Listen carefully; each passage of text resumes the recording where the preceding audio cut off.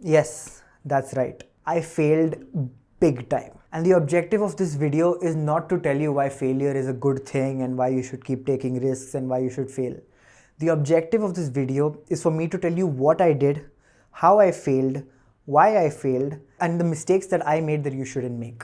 So let me get started with how all of this started, how I got the idea for a multi-million dollar startup, why I pursued it, and what exactly I did. So we were in the crypto bull market of 2021. At this point of time, essentially any crypto project, any crypto startup was raising millions of dollars for essentially just a pitch deck. You just needed an idea and you could go to any venture capitalist at that time and they would just give you $1 million into your bank account. This is basically at that time, it was a wild, wild west of crypto. Bitcoin was at a 60,000 all-time high. People had already made hundreds of millions of dollars and they were completely not reluctant to spend this money. They were completely okay to spend as much money as they wanted. So at this time, during the gold rush, I thought, you know what? Let me just create a company and why not make $1 million as well?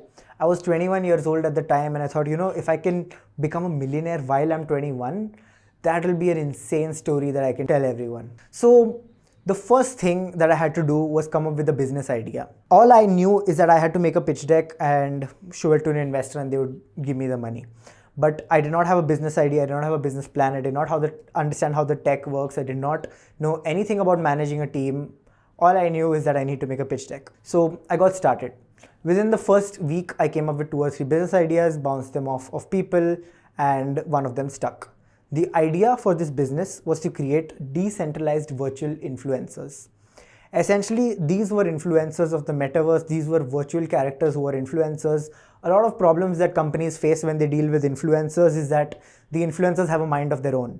Sometimes they'll just not want to promote the company. Sometimes they'll just break the contract with the company. But what if the company could spawn their own virtual influencer that they essentially own and that they can program using Unreal Engine or some backend software? This seemed like a pretty good idea to me and a pretty good use case, at least compared to the other projects in Web3 at the time, and a lot of people agreed that this was a good idea. The first thing that I did is within the next 1 week, I created a pitch deck, I created a business plan and how I would do this. Of course, it's the first time I'm doing it, so it was definitely not a good business plan or a good pitch deck, but I started circulating it out. Over the course of the next 2 months, I had started getting commitments for money. I had got commitments for about $2 million, which, when you're in that position where someone says that, hey, I'm going to give you $1 million, it's very difficult to register how much that money actually is. So at that time, I was like, okay, yeah, because my friends had really like 10, 15, $100 million. So I was like, you know what, it's just 2, so it's not a big deal. But it was a $2 million raise at a variety of valuations. The maximum one was at an $18 million valuation. Now, when you watch shows like Shark Tank, when you watch shows about entrepreneurship or when you watch entrepreneurship events, you see them raising money at like a 1 million valuation after them having like hundreds of thousands of dollars worth of sales and they're working on the idea for 5 years. So in my head, I'm a genius. In my head, I feel that I have essentially cracked the cheat code of the entire universe. I have managed to raise millions of dollars straight out of college with zero work experience and without a product, without a team, without anything.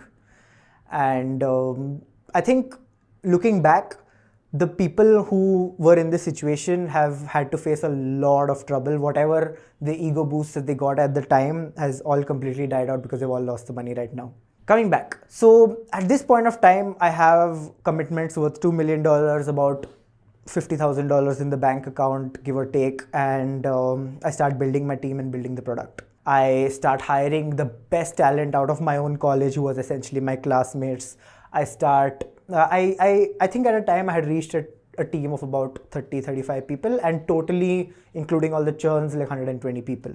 And I'm building products. I am, dealing with CTOs, connecting with brands, partnering with people, talking to, top level Web3 organizations like Polygon, Tezos, etc.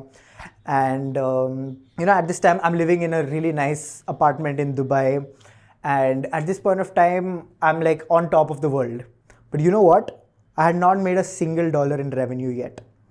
All my ego was coming from the fact that I had raised money and convinced people. But at that time, convincing people to raise large amounts of money was extremely easy. So that was essentially the first mistake that I made. I had jumped into something without any knowledge, without any experience, and I essentially just jumped into the gold rush. After this point of time, things started looking a bit bad. The Terra Luna, whatever happened. People started losing a lot of money. I remember there was one time when I was in an investor meeting, and while the meeting was going on, the Luna essentially crashed, and my investor got a message on his phone that you've lost a lot of money, and he just like throughout the rest of the meeting he was just scrolling his phone and trying to sell off all of his assets and trying to buy different assets and all that. At that point of time I was like, okay, you know what, he's still given me a commitment of few tens of thousands of dollars, and I was like, okay, nothing's gone wrong yet. But then over the next few months, more and more things happened. VC firms started going bankrupt, stable coins started depegging, and people were like, maybe this crypto gold rush is not as big as it is. By this time, I've been on like TV channels for getting interviewed, and I truly think that I have achieved a status that no 21-year-old has ever achieved. By this point of time, I've started realizing that, you know what, maybe things are not going to go as planned. Maybe I'm not going to generate even $1 in revenue for the rest of my life. At this point of time, I had to make a decision. I had to either fight against all odds, or I had to just quit and return the money to the investors and take the loss on myself. And for whatever reason, I chose to quit. Now, a lot of people feel that quitting is a bad thing, and you should never give up and you should keep fighting. And I completely agree with that logic. A lot of things in my life I would never quit. But at this point of time, the stakes were too high. So luckily, I had not spent most of the money. I had not launched my token in the market, and I still could recover like 99% of the money. So I did not take all the money that was remaining to come to me, and I essentially took a huge loss on myself. At this point of time, things started looking really bad. I was terribly depressed. I had nothing to do because I've shut down my company. But all in all, I think it was a huge learning experience. It is true that a lot of my college classmates used to think that I'm a huge failure, probably still do, and my essential status in the society has gone down. But if I were to sum this up into 3 lessons that I made, here is as follows. Number 1, hiring is key. The mistake that I made is because since I had got so much money so fast, I had to build a team of 30 people in like 2 weeks. So it was impossible for me to do good hiring. It was impossible for me to interview people. I would just go on Instagram and instantly hire people just based off of text conversations that we had on Instagram. So every hire that you make in a startup has to be well thought out, and you have to make a tough decision as to which candidate to choose. There have to be at least 2, if not more, good candidates that you have to choose from. Number 2, don't chase gold rushes. There are always going to be something that looks very attractive at the time. There's always going to be something that catches your attention. But just don't do that. If you keep doing the same thing for an extended period of time, you're always going to outrun the person who chases one gold rush after the other. A big mistake that startup founders are making, in my opinion, is that they keep jumping with the trends. And this was the advice that I had received from my VCs as well. Every time the trend in the crypto industry would change, they would remarket my startup as this thing. So I remember there was a time my startup was marketed as a play-to-earn game. There was a time my startup was marketed as a DeFi protocol. And the idea is the same. The logic was that, if you market it as something that's trending, a VC will give you more money. Number 3, it was too much focus on hype and too little focus on product and tech. I, at the time, did not know how to write code, or I knew very little about how to write code. I had some idea of how to build a good product, but I was definitely not good at it. At the time, Web3 industry was basically hype. People in Web3 would just hype up the entire project, launch the token, dump the token on their investors, and make money. And this is the mindset that I learned as well, because I've never been in business before, never had a job before. So this is what I essentially learned.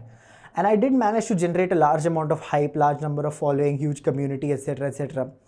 But this hype dies down quick. If people start loving you really fast, they're going to lose interest as fast. And I was not ready for this to happen. I was not ready that there will come a time when my Instagram page with tens of thousands of followers will stop getting any engagement, because people just find me boring now. And essentially this was a big mistake that I made, that I was chasing hype over creating a product that actually delivers value. So if I were to ask what is the value add for the company, it was definitely far lower than what the company was paying for it. And in a business, I feel that it has to be the opposite way. Number 3 is biting more than I can chew. For most 21-year-olds or for most people who come straight out of college, building a multi-billion-dollar startup is impossible. Now, I know there are exceptions. I know that there are people who have built billion-dollar startups straight out of college, but those are exceptions.